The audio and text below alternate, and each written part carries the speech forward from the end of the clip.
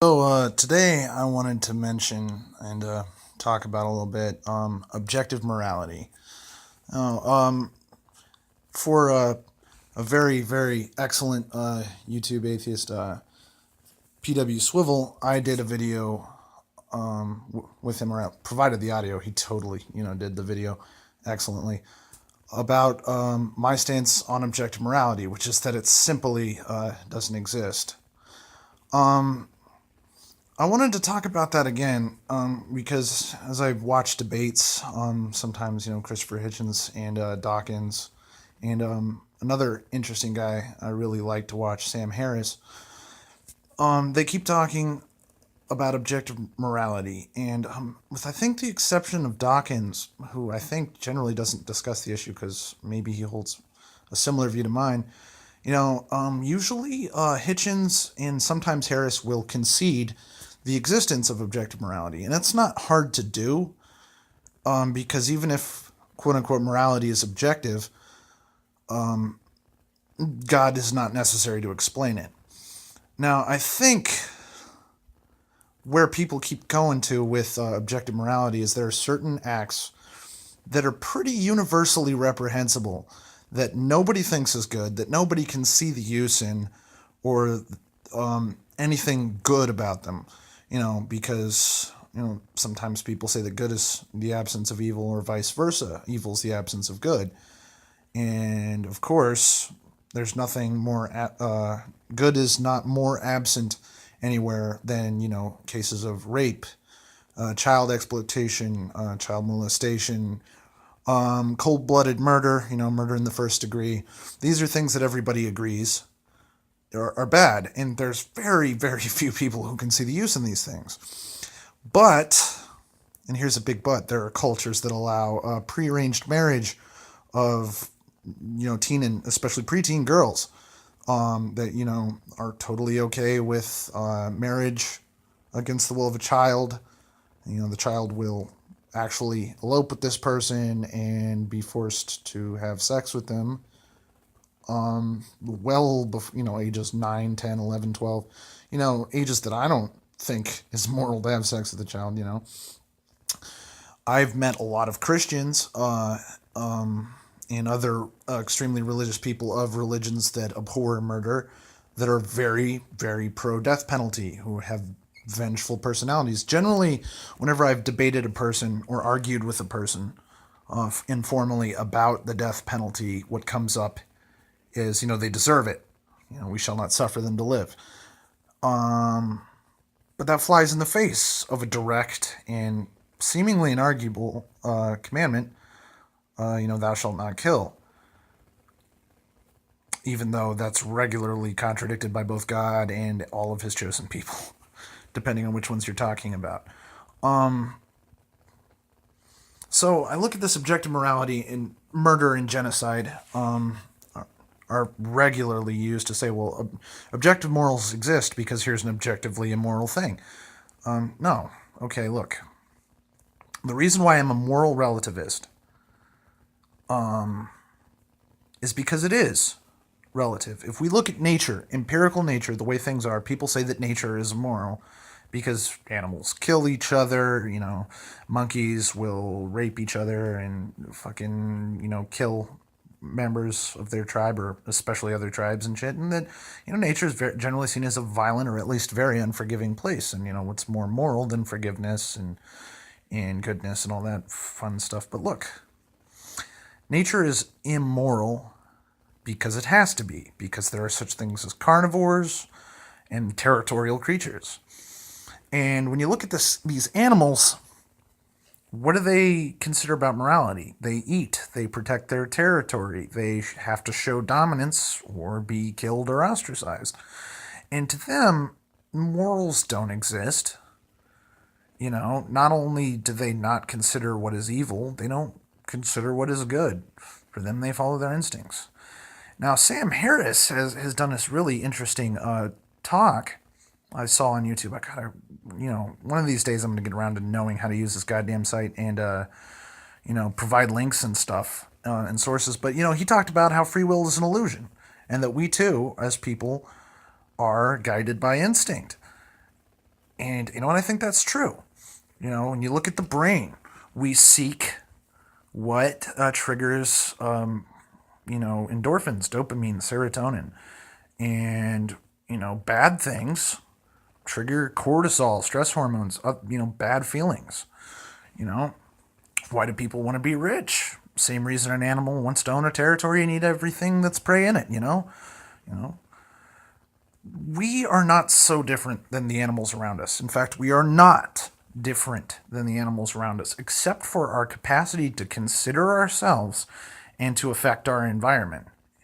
And that, like morals, is relative. Ants make very structured hierarchical societies. But we don't think of anything of stepping on them. We don't think they think. I don't even think these things have eyes. Well, fuck, God, don't quote me on that. I'm so bad about not knowing that, but I know that they're scent-driven creatures for the most part.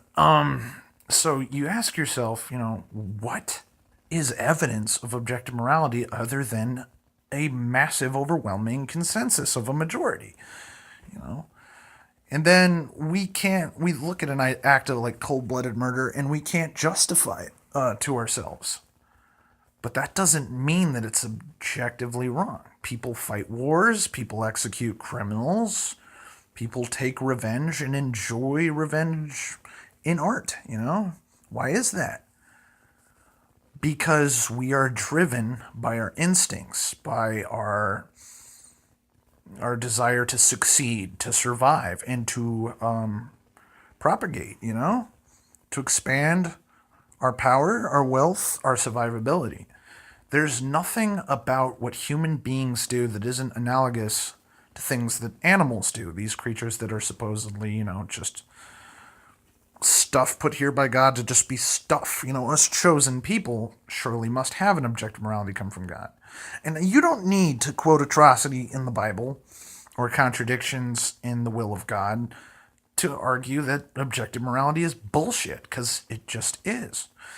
And you really distill the motivations of people when you look at the brain and why the chemicals, the endorphins in our brain, do things. You realize that we are nothing more than a more complicated, complex, and grander scale of animal motivation. There is no objective morality. That doesn't mean that having moral standards that we strictly adhere to is not a good thing. This is how society organizes. But, you look at another social animal, lions. Sure, they do things we consider horrible, but ultimately they don't all kill each other. And why is that? And a Christian will say, if God didn't tell me to be good, I wouldn't be. Why? Why? I'm sorry, but atheists are very underrepresented in the capital criminal category. There's no evidence to support that we have no morality. And then there's this absurd, absolutely preposterous idea that we can't even speak on moral issues because God has a monopoly on morals. Please. Fuck. Though, how can you admire the kindness of animals like dogs? Dogs that show evidence of emotional values. Animals can show generosity, or at least evidence of generosity. But is even generosity some sort of transcendent principle? No. You know why I do nice things to people? Because it makes me feel good. And why do we consider that inherently moral? Because when I do charity, I'm helping somebody and I feel good about it. So what about that is anything more than just something you couldn't argue is evil? And what about things like murder is anything more than you can't argue it's good? But that's a subjective standard, okay? If you really think killing and murder is wrong, then if you support the death penalty, if you fucking live in Texas, I'm sorry, you have no right to speak on morals. I live, sometimes I bring up Texas, and there were some really nice people in there, but they were some old school, older people. I saw a lot of arrogance, selfishness, pride in some of these Christians down there. And another reason why I'm a moral relativist is because I refuse to believe that even the staunchest creationist people that I believe that are a serious threat to the fabric of the American society as a whole, education, legislation, law, freedom, I believe that the creationist legislative agenda is evil and the enemy of the principles of the United States Constitution. We're a Christian nation. Then why was Thomas Jefferson a vehement anti-Christian? Why was Benjamin Franklin an atheist? Most of these people were deists. They believed that there was something transcendent about their duty and transcendent about the world around them and transcendent about the American ideal. So they ascribed that to some sort of metaphysical, benign, benevolent force. They didn't ascribe it to the Christian God. Nope. Guess where the only place where the words God occurs in the Declaration of Independence in the Constitution? In the Declaration of Independence, all people, God created all men equal, or all men were created equal. That's arguably a reference. And in the Constitution, it's specifically, the Constitution shall make no law considering God. Again, I really need to actually get actual freaking quotes. I'm rather pathetic at this point. Neophyte. But okay, let's wrap this up. Objective morals don't exist. Morality itself is a fully relative term that is purely descriptive to describe concrete things. Morality is a concept. The world is material. Morality is immaterial. It's a thought. It's a description. It's a way of understanding things. It doesn't exist in a concrete standard. There's no law. There is no moral law. Not in the same way that there's laws like gravitational attraction. There's just not. So in closing, I just really wanted to say something more about this because I don't like conceding to the idea of objective morality for the express purpose of saying God is not objectively moral. Objective morality doesn't exist. And you don't even need to acknowledge objective morality to be a good person. And just because I'm a moral relativist doesn't mean I reject descriptive terms like good or moral or even righteous. I believe in principles of being righteous. And I believe that these are subjective and subject to context. But that doesn't mean they don't exist. But some sort of standard, law, means of judging. No, everything's subject to the situation in which it occurs in real life.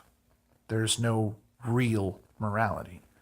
Only what we can look at, observe, and consequently judge as moral or immoral. Thank you for your time. Peace out.